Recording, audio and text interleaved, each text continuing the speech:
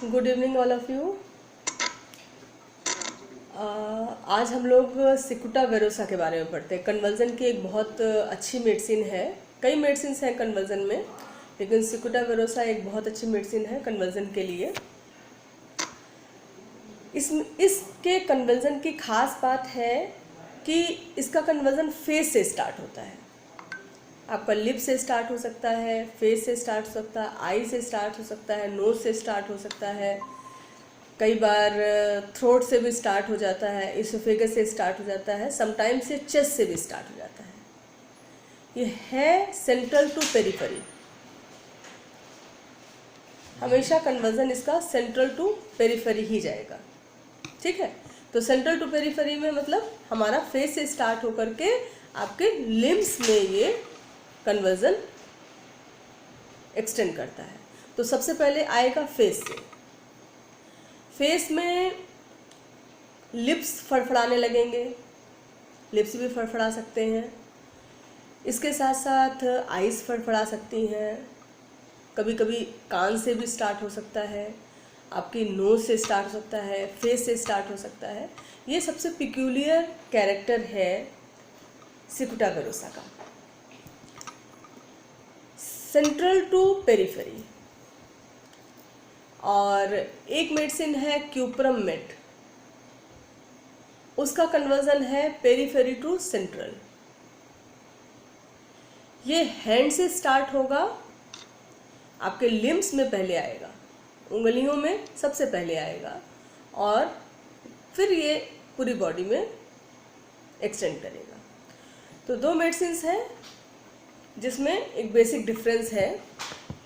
सिकुटा वेरोसा, हम लोग आज सिकुटा वेरोसा के बारे में ही पढ़ेंगे, लेकिन materia medica means comparative study, तो सिकुटा वेरोसा और cuprum met very important medicine for the convulsion. Convulsion extend from centre to periphery and head, face, eyes are first affected. Head, face, eye आपका कुछ भी effect हो सकता है। Aura also present in this remedy.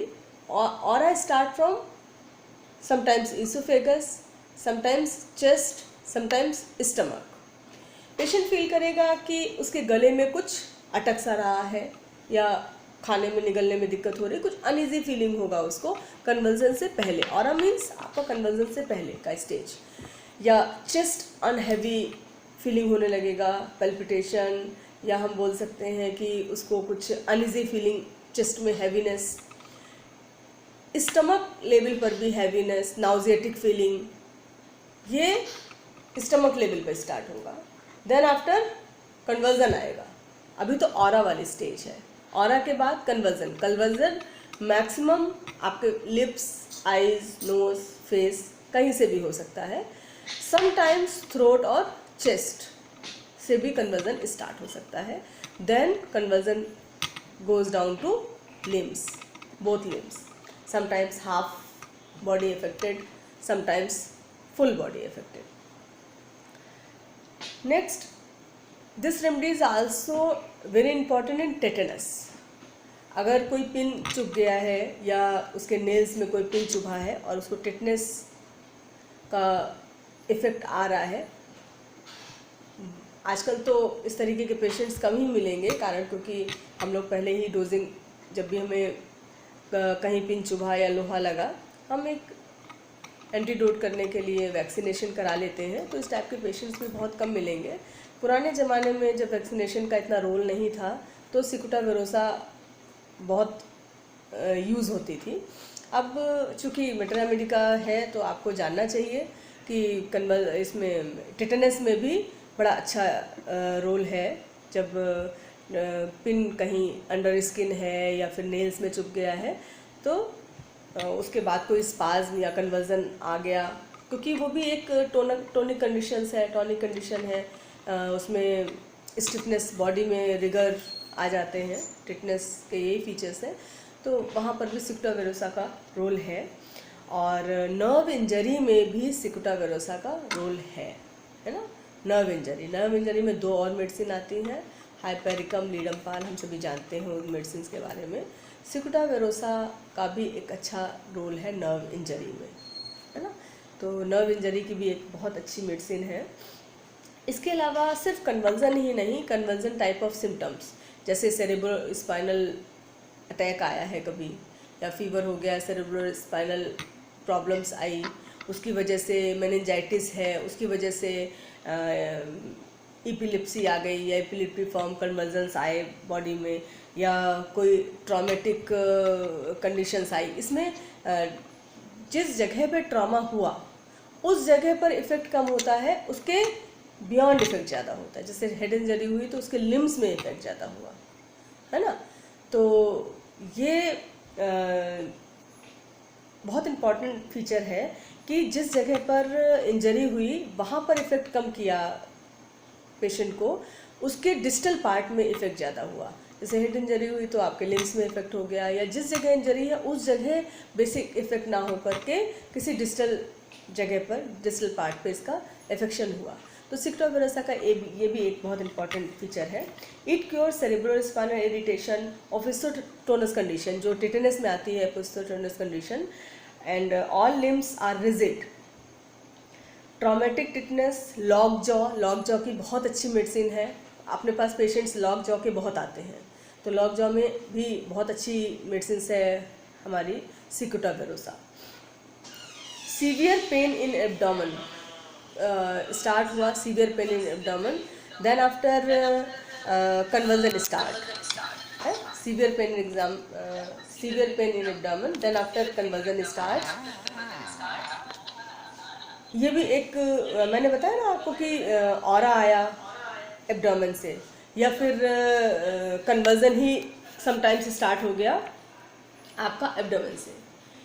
Aura वाली state मतलब आपको conversion अभी नहीं है, लेकिन आपको अनईजी फीलिंग हो रहा है, पेट में नॉजेटिक फीलिंग हो रहा है, या चेस्ट में हैवीनेस है, या एब्डोमेन में हैवीनेस है, उसके बाद कन्वर्जन आया। कन्वर्जन स्टार्ट होगा सेंट्रल टू पेरीफेरी, हमेशा सरकमफेरेंस से स्टार्ट होकर के पेरीफेरी में जाएगा, है ना। सिकुटा वेरोसा का बहुत इंपॉर्टेंट फीचर है। और पूरी बॉडी में कन्वर्जन होगा, पहले हेड डाउन होगा, फिर उसके बाद बो शेप्ड, पूरा बॉडी टिल्ट हो जाएगी बैकवर्ड, बो शेप बॉडी का जो कर्वेचर हो जाएगा आपका बो शेप्ड, है ना। ये बहुत इंपॉर्टेंट फीचर है, सेंट्रल टू पेरीफेरी एंड बो शेप्ड। पहले फॉरवर्ड बेंडिंग होगी फर्स्ट, देन आफ्टर पूरा हेड आपका पीछे की तरफ चला जाएगा, लिम्स भी, तो काफ़ी रिजिड लिम्स हो जाएंगे उस पेशेंट के, बो शेप्ड स्ट्रक्चर बनेगा पेशेंट का, है ना। उसके बाद कई बार सीवियर पेन हुआ एब्डोमेन में, आपको सिम्टम्स मिलेंगे severe pain in abdomen, then after convulsion start, या chest pain then after convulsion start. इसको हम ऑरा मानेंगे। जो कन्वर्जन बिफोर स्टेजेस है वो हम ऑरा बोलते हैं। तो ऑरा चेस्ट में भी हो सकता है, ऑरा एब्डोमेन में भी हो सकता है। समझ में आ रहा है आप लोगों को? इसके बाद patient extremely sensitive to touch. अब कन्वर्जन आया, कई बार टच करने से भी कन्वर्जन आ जाता है, कई बार कोई आवाज़ आई सडन, उससे भी कन्वर्जन आ जाता है पेशेंट को, या स्टार्टिंग भी हो सकती है कन्वर्जन के साथ साथ स्टार्टिंग, जो चौकरा बोलते हैं हम लोग, स्टार्टिंग है या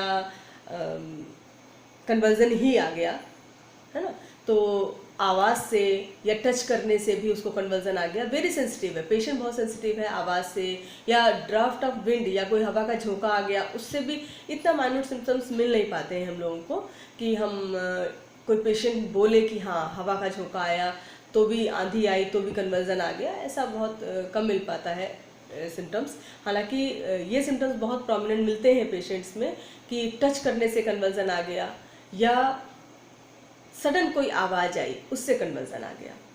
तो patient extremely sensitive to touch and draft being jerk मतलब कई बार सिंपल जर्क आया, कई बार जिसको हम स्टार्टिंग बोलते हैं, है ना। माइंड में आपको सिम्टम मिलेगा स्टार्टिंग नॉइस फ्रॉम, या स्टार्टिंग, आपको बहुत सारे सिम्टम्स पड़े हुए होंगे वहाँ पर। कन्वर्जन भी आ सकता है, कई बार स्टार्टिंग है, कई बार जर्क ही आया, और इसमें सक्सेसिव कन्वर्जन्स हैं। अभी एक कन्वर्जन आया, फिर थोड़ा सा पॉज हुआ, फिर कन्वर्जन आया, फिर थोड़ा सा पॉज हुआ, फिर कन्वर्जन आया, तो सक्सेसिव कन्वर्जन्स हैं। और सक्सेसिव कन्वर्जन्स में फीचर क्या है, कन्वर्जन के बाद जो रिलैक्सेशन वाली स्टेज है वो पेशेंट रिलैक्स होगा, उसमें बहुत इरिटेबल नहीं होगा। और नक्स वोमिका है तो वहाँ पर क्या होगा, गुस्सा होगा। नक्स वोमिका को भी कन्वर्जन हमारे यहाँ कोई मेडिसिन ऐसे तो हम नहीं दे सकते कि सिर्फ कन्वर्जन की कुछ दवाइयाँ हैं। नक्स वोमिका में भी कन्वर्जन कवर करती है मेडिसिन, एकोनाइट भी कन्वर्जन कवर करती है, इग्निशिया भी कन्वर्जन कवर करती है। तो सब में डिफरेंसेस क्या होते हैं, एक तो सक्सेसिव कन्वर्जन नक्स वोमिका में भी हो सकता है, सिकुटा वेरोसा में भी हो सकता है, और इग्निशिया में भी हो सकता है, बेलाडोना में भी हो सकता है, एकोनाइट में भी हो सकता है। लेकिन जो कन्वर्जन के बिटवीन स्टेजेस हैं वहाँ पर माइल्ड होगा पेशेंट, उस जगह पर पेशेंट माइल्ड होगा। और नक्स वोमिका का कन्वर्जन होगा तो पेशेंट इरिटेबल होगा, और अगर एकोनाइट या इग्निशिया का पेशेंट होगा तो फियर होगा, एक डर जैसा होगा। तो ये डिफरेंसेस हैं कन्वर्जन के। कन्वर्जन हमेशा पिक्यूलियरिटी क्या है कि सेंट्रल टू पेरिफेरी जाएगा, ये पिक्यूलियरिटी है। अगर आपको ऐसा सिम्टम मिल रहा है या स्टार्ट चेस्ट या आपके एब्डोमेन से स्टार्ट हो रहा है, सीवियर पेन इन एब्डोमेन है और पेरिफेरी की तरफ जा रहा है, वहाँ हम सिकुटा वेरोसा के बारे में सोचेंगे। एक बहुत इम्पॉर्टेंट फीचर है कि बच्चा पैदा हुआ 3-4 साल तक बिल्कुल नॉर्मल रहा, एब्सोल्युटली नॉर्मल चल रहा है, खा रहा है, पी रहा है और कोई भी दिक्कत उसको नहीं है। सडन उसको हेड इंजरी हुआ और उसके बाद से उसको कन्वर्जन आने लगे। आपके क्लिनिक में ये मिलेगा, ज़रूर मिलेगा कि बच्चा बिल्कुल नॉर्मल था, हेड इंजरी हुआ, उसके बाद से कन्वर्जन आने लगे। सिकुटा वेरोसा एक बहुत प्रोमिनेंट रेमेडी है, की नोट ऑफ सिकुटा वेरोसा, तो इसको राइट डाउन आप ज़रूर करें। इसके अलावा सिकुटा वेरोसा में अपोजिट टू क्यूप्रम है, क्यूप्रम मेटालिकम का periphery to centre and cicuta virosa central to periphery. इसके साथ साथ अचानक से मेमोरी ब्लैंक हो गया, बिफोर कन्वर्जन या आफ्टर कन्वर्जन या without convulsion, sudden memory loss, blank हो गया। हो सकता है कि 5 मिनट के लिए ब्लैंक हो गया, हो सकता है कि 10 मिनट के लिए ब्लैंक हुआ, आधा घंटा के लिए ब्लैंक हो गया, 1 घंटे के लिए, 24 घंटे के लिए, 2 दिन के लिए, ये blank, sudden blank of memory. फिर उसके बाद वापस आ जाएगी मेमोरी, लेकिन उतनी देर का उसको कुछ नहीं याद रहेगा। तो एक सडन ब्लैंक ऑफ मेमोरी में भी सिकुटा वेरोसा का, इस टाइप की मेडिसिन जो हमारे ब्रेन और माइंड पे ज़्यादा काम करती हैं, खासकर ब्रेन पे ज़्यादा काम करती हैं, सिकुटा वेरोसा उनमें बहुत प्रॉमिनेंट रेमेडी है। इसके साथ साथ एक और बहुत पिक्यूलर सिम्टम है, उसको खान पान का कोई ज्ञान नहीं है। वो मिट्टी भी खा रहा है, वो चारकोल भी खा जा रहा है, वो ईंट पत्थर भी खा ले रहा है, लकड़ी भी खा ले रहा है, उसको कोई इस बात का ज्ञान नहीं है कि मुझे ये खाने वाली चीज़ है कि नहीं। मिट्टी खाना तो हम मान सकते हैं कि हाँ, कैल्शियम डिफिशियंसी हो रही है, इस वजह से मिट्टी खा रहा है, हम लोग कैलक्रिया के बारे में भी सोच लेते हैं, वहाँ पर बहुत सारी इनडाइजेस्टिबल थिंग्स हैं। लेकिन इसका इनडाइजेस्टिबल थिंग बहुत प्रोमिनेंट है कि वो चारकोल ही खा गया, वो सीमेंट ही निकाला वही खा गया, और बहुत एक्सट्रीमली है ये सिम्टम पेशेंट में, बहुत एक्सट्रीमली है। इसके साथ साथ कच्चा आलू खा गया, कोई भी चीज़ घर में पड़ी है, पेंट, क्ले, चारकोल, कोल, कुछ भी पड़ा हुआ है, सब खा, कोयला वोयला सब खा लिया। तो उसको ये आइडिया नहीं है, उसको ये समझ ही नहीं आ रहा है कि ये खाने वाली चीज़ें हैं या नहीं खाने वाली चीज़ें हैं। तो ये एक बहुत ही प्रोमिनेंट सिम्टम है सिकुटा वेरोसा का। हम लोग के पास ऐसे सिम्टम्स मिलते हैं, जब हम लोग देखते हैं तो आप सिकुटा वेरोसा के बारे में ज़रूर सोच सकते हैं। वहाँ पर ये बच्चे या एडल्ट ज़्यादातर अकेला रहना पसंद करते हैं, सोसाइटी उनको बहुत पसंद नहीं है, किसी न किसी से चिपके रहेंगे। तो बच्चों में खासकर मदर से चिपके हुए हैं, उनके पल्लू को पकड़े हुए हैं, बहुत ओवर सेंसिटिव है, आवाज़ से भी दिक्कत हो रही है, इरिटेबल भी है, गुस्सा भी आ जा रहा है। कई बार कन्वर्जन नहीं है उस पेशेंट को, ज़रूरी नहीं है कि कन्वर्जन होंगे तभी हम ये दवा देंगे, नहीं भी कन्वर्जन है पेशेंट को, लेकिन आपके सिम्टम्स टैली कर रहे हैं उस व्यक्ति से, जैसे चारकोल खाना, इम्पल्सिव गुस्सा है उसका, तोड़ फोड़ मचाना, खूब किसी को मारना पीटना, ये भी है, इसके साथ साथ मेमोरी लॉस, या बच्चों जैसा, मतलब बड़े भी हो रहे हैं तो बच्चों जैसा बिहेव कर रहे हैं कि हम टॉयज से खेल रहे हैं, बड़ा व्यक्ति भी बहुत छोटे बच्चे की तरह बिहेव कर रहा है। ये सिकुटा वेरोसा का भी एक बहुत इंपॉर्टेंट फीचर है। कैटालिप्टिक कंडीशन आ गई, वहाँ पर उसको जो वॉलंटरी मोशंस हैं, वॉलंटरी एक्शंस हैं, जो एक नॉर्मल फीचर्स हैं, वो याद नहीं रह रहे हैं। तो बिहेव करता है कि मैन या वुमेन, आदमी या औरत या बड़ा बच्चा बिहेव करता है और खेलता रहता है सिली, कभी हंस रहा है तो हंसते जा रहा है, खेल रहा है तो खिलौनों के साथ खेलता चला जा रहा है, जो भी एक्ट कर रहा है वही एक्ट बार बार रिपीट कर रहा है, और फियर भी कॉज हो रहा है उसको, इरिटेशन भी उसकी वजह से डेवलप हो रहा है। इसके साथ साथ खाने का मैंने बताया, उसको ज्ञान नहीं है कि वो क्या खा रहा है। इसके अलावा एक हेड इंजरी, एक बहुत मैंने बताया एक कि कॉजेटिव फैक्टर है इसमें हेड इंजरी। और एक और फीचर मैंने आपको बताया कि जहाँ पर इंजरी हुई है वहाँ पर वो उसका इफेक्ट हेड इंजरी वाले प्लेस पर नहीं आया है, डिस्टल पार्ट पर आया है। कन्वर्जन नहीं भी है या ब्लैंक ऑफ मेमोरी, आप ज़रूरी नहीं है कन्वर्जन है तभी इस मेडिसिन के बारे में हम सोचेंगे। कन्वर्जन के अलावा भी बहुत सारे पिक्युलर फीचर्स हैं, टॉनिक कंडीशंस हैं, या रिगर्स आ रहे हैं उसकी बॉडी में, या मेनिंजाइटिस के फीचर्स हैं, तो वहाँ पर भी हम सिकुटा वेरोसा के बारे में सोचेंगे। और डरपोक तो होता है, उसको खिलौनों से खेलना, जंप करना बहुत पसंद है। Wants to be alone, dislike society, चिल्लाएगा, कभी गाना गाने लगेगा, कभी चिल्लाने लगेगा, कभी डांस करने लगेगा, कभी जंप करने लगेगा, कूदना बहुत पसंद है, कभी जंप करने लगेगा, और डरा हुआ है किसी ना किसी का कपड़ा पकड़े रहेगा। तो खासकर अपनी माँ का ही बच्चा कपड़ा पकड़ता है, या बड़ा है तो फिर वो एबनॉर्मल, दूर से ही समझ में आता है कि वो एबनॉर्मल है। बच्चा अगर माँ का कपड़ा कंटिन्यूसली पकड़ा है तो समवॉट हम नॉर्मल मानते हैं उसको, या बच्चों के साथ खेल रहा है वो समवॉट नॉर्मल है। लेकिन कोई चीज़ अगर ओवर है तो वो एबनॉर्मल की कैटेगरी में आएगी। तो इसलिए हम सिकुटा वेरोसा के बारे में सोच सकते हैं। और बिटवीन कन्वर्जन हमने बताया कि सक्सेसिव कन्वर्जन्स की हिस्ट्री है, और बिटवीन कन्वर्जन्स माइल्डनेस होगी। अगर इरिटेबिलिटी है तो हम नक्स वोमिका के बारे में बात करेंगे, या कोई डर है तो एकोनाइट, इग्निशिया के बारे में बात करेंगे, और अगर माइल्ड है तो सिकुटा वेरोसा। हाँ, तो हम लोगों ने ये चीज़, और डर होता है सिकुटा वेरोसा के पेशेंट में, डर भी है जैसे एकोनाइट के पेशेंट में है ना, वैसा डर सिकुटा वेरोसा के भी पेशेंट में रहेगा। ओपीएम के पेशेंट में भी बहुत डर होता है, इग्निशिया भी डरता है। हाँ पूजा बताओ। मैम जैसे आपने कहा कि इसका डर एकोनाइट की तरह होता है, तो एकोनाइट को तो फियर ऑफ डेथ होता है, तो इसे भी क्या फियर ऑफ डेथ होता है? एकोनाइट में सिर्फ फियर ऑफ डेथ नहीं है, मेनी टाइप ऑफ डर है। देखो तरह नहीं, डर वाली मेडिसिन है, लेकिन हम उसको डिफ्रेंशिएट, हर डर को डिफ्रेंशिएट करेंगे। वहाँ फियर ऑफ डेथ है, टाइम प्रिडिक्ट कर रहा है। फियर ऑफ डेथ आर्सेनिक में भी है, लेकिन वो टाइम प्रिडिक्ट नहीं कर रहा है ना। तो यहाँ पर फियर ऑफ डेथ नहीं है, यहाँ हर चीज से डर है। एकोनाइट सिर्फ फियर ऑफ डेथ नहीं है उसके अंदर में, एग्जामिनेशन का भी फियर हो सकता है, ऊंचाई का भी फियर हो सकता है, मेनी काइंड ऑफ फियर है, जैसे हम कैलगरिया में देखते हैं, मेनी काइंड ऑफ फियर है। हाँ जी बताइए क्या पूछ रहे हैं, कोई और कुछ पूछ रहा है? नहीं मैम। ठीक है, तो फियर ऑफ डेथ के अलावा भी कोई और सवाल है पूजा? नहीं मैम, नहीं।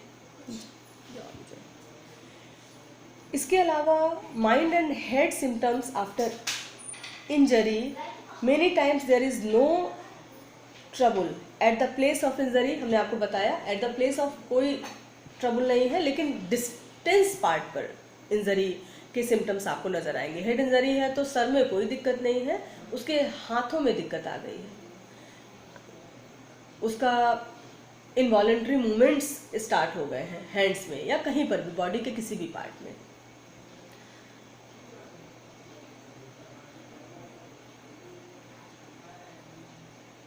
इसके साथ साथ कभी डर वाली कंडीशन आई पेशेंट के साथ, तो स्ट्रैबिस्मस जो भेंगी आंखें होती है ना, वैसे नॉर्मल है, लेकिन डर के बाद से ये सिम्टम क्रिएट हो गया, या हकलाना स्टार्ट हो गया, है ना, स्टैमरिंग, तो ये डर के बाद से स्टार्ट हो गई, तो हम सिकुटा वेरोसा के बारे में सोच सकते हैं। कैलकेरिया की तरह यहाँ पर भी पसीना स्कैल्प पे होता है और प्रोफ्यूज परस्पायरेशन है, खासकर सोते समय बार बार करवट चेंज करना। ये बहुत पिक्यूलियर नहीं है सिम्टम्स, लेकिन कैलकेरिया समवॉट कैलकेरिया का सिम्टम्स हैं। इसकी नोज़ बहुत सेंसिटिव होती है और मैन में दाढ़ी वाली जो खुजली है, हम शेविंग करते हैं उसके बाद में खुजली स्टार्ट हो जाती है, यहाँ पर भी सिकुटा वेरोसा का बहुत अच्छा रोल है। लेकिन आपको थोड़ा सा सोच विचार करके इस मेडिसिन के बारे में चुनाव करना होगा। विस्कर्स बार्बर इच बोलते हैं इसको। जब हम दाढ़ी बनाते हैं, एक खुजाने वाला, आपने देखे होंगे ऐसे पेशेंट्स, मेल्स में दाढ़ी बनाने के बाद एक खुजली, तो उसको विस्कर्स बार्बर इच बोलते हैं। यहाँ पर सिकुटा वेरोसा का एक प्रोमिनेंट सिम्टम है। इसके अलावा इपिथेलियोमा ऑफ लिप्स, यहाँ पर इपिथेलियोमा एक ग्रोथ लाइक स्ट्रक्चर है जो आपको लिप्स पे आ गई है। हमेशा ये कैंसरस नहीं है, 2-3% ओनली कैंसर है, अदरवाइज ये बेनाइन होता है और इसको भी क्योर कर सकते हैं हम सिकुटा वेरोसा से। वहाँ पर लो पोटेंसी में हमको देना चाहिए, 3x या 6x, इवन 3C, हमको लो पोटेंसी में इस दवाई का यूज़ करना चाहिए। बहुत क्रिटिकल कन्वर्जन की कंडीशंस हैं, या बच्चा सेरेब्रल पैल्सी में है, या सीपी चाइल्ड है, तो वहाँ पर हमको लो पोटेंसी का यूज़ करना चाहिए। हालांकि जब हम लोग 50 मिलीसिमल यूज़ करते हैं तो लो पोटेंसी और हाई पोटेंसी का बहुत फंडा नहीं होता है, लेकिन 30, 200 और 1M 10M पोटेंसीज को यूज़ करने के बजाय हमको लो पोटेंसी यूज़ करना चाहिए। वैसे 50 मिलीसिमल सबसे सेफ पोटेंसी मानी जाती है किसी भी केसेस के लिए।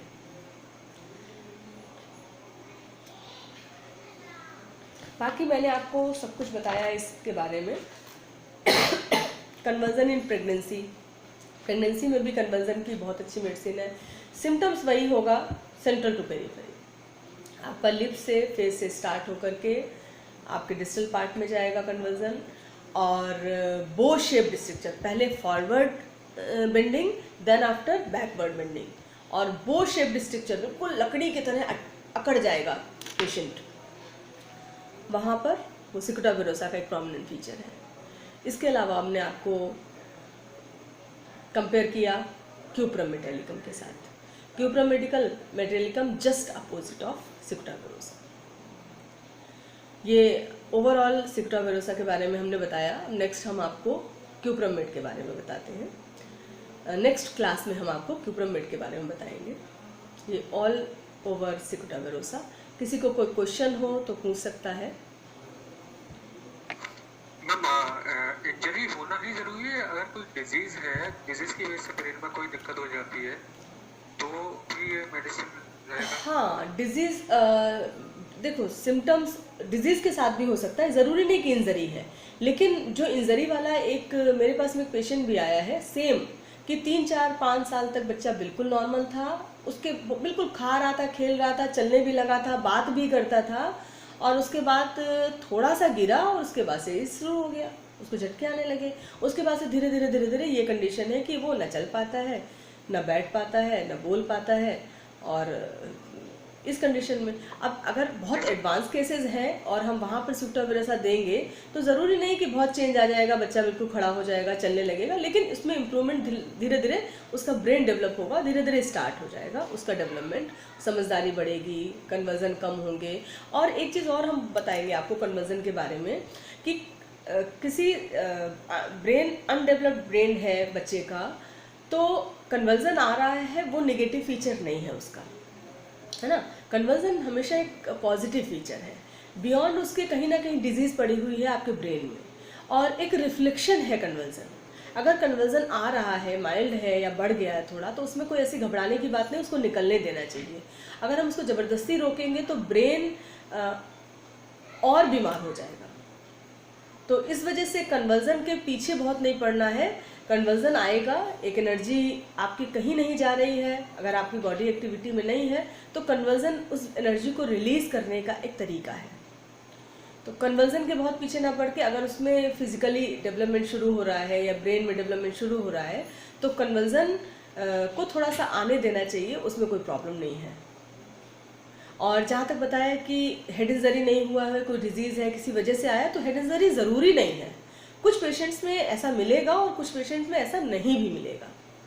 जितना भी बताया वो सब कुछ हर पेशेंट में मिलेगा ऐसा नहीं है, उसमें से कुछ चीज़ें आपको मिलेंगी और कुछ चीज़ें नहीं भी मिलेंगी। कई पेशेंट यानी जो होते हैं जैसे बताते हैं कि बच्चे को एकदम बुखार आया, उसके बाद से कन्वर्जन आना शुरू हो गया। हाँ, तो वहाँ पर फीवर आफ्टर एक सिम्टम हो जाएगा, है ना, और वहाँ पर सिप्टा वेरोसा है कि नहीं ये रिपर्टरी आपको बताएगी। Type of conversion, character of conversion बताएगा कि मेडिसिन कौन सी है। तो ये चीज़ है। और कोई क्वेश्चन?